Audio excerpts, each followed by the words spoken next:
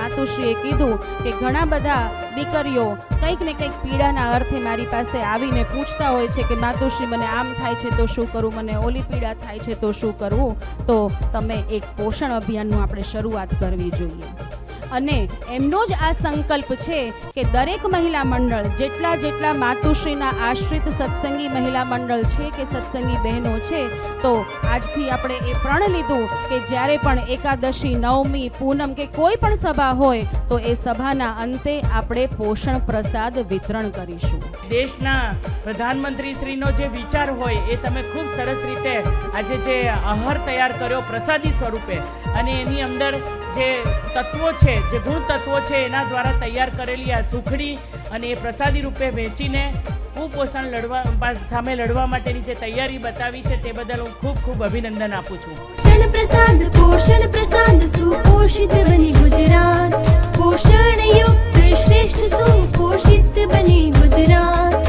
પોષણ પ્રસાદ સુપોષિત બની ગુજરાત, પોષણ યુક્ત શ્રેષ્ઠ સુપોષિત બની ગુજરાત. શ્રેષ્ઠ પોષણ દેશ રોશન સુપોષિત સમાજ, સત્સંગી સૌ ભેગા મળીને કરીએ દેશ નિહાર.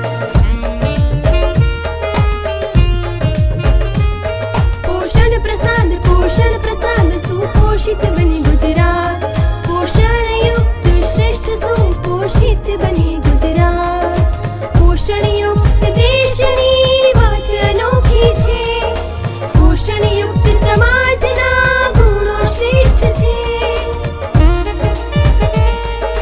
ગર્ભવતી મહિલાઓને જાગૃત કરીએ, કુપોષણ પ્રહારથી બાળક બચાવીએ.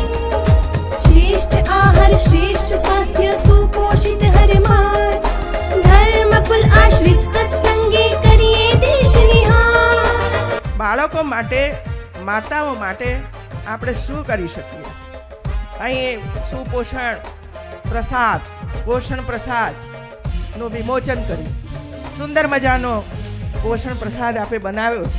એ જ બાળકોને ને એ જ માતાઓને આપણે આપીશું તો માતા એની અંદરથી બહાર નીકળી જશે. એટલે એક ટીબીની વાત. LNDMM ના સંદેશથી સ્વાસ્થ્ય ધન વધે, બાલિકા કિશોરીને મહિલા સુપોષિત બને.